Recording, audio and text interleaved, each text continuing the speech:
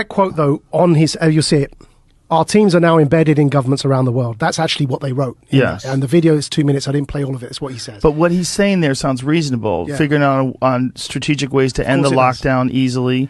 No, that makes sense? Not the end of the lockdown. No. Well, didn't he say that? Yeah. Keep in mind, Tony Blair is the one who's been advocating for vaccine passports, digital identification through COVID, and all of these measures. But didn't they say that about ending the lockdowns and keeping businesses? Once those measures are in place.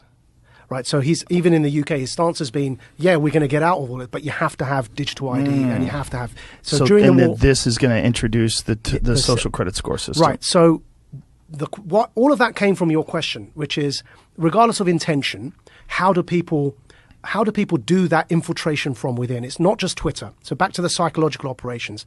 It's also embedding people in government who are subscribed to this agenda. Yeah, and the agenda of Klaus Schwab and the World Economic Forum is the same as the agenda of Tony Blair in this regard.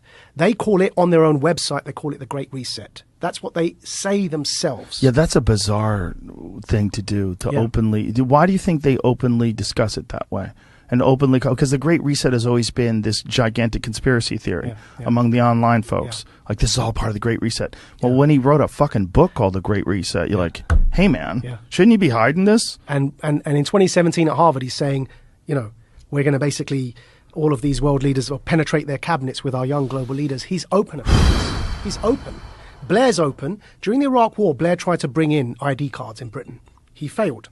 Now he's back. And he's trying to bring in digital ID during COVID, right? So they're open about it. So this is going to be this never-ending process to slowly move the goalposts towards more and more authoritarianism.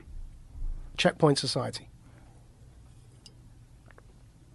It's all there. They told us this.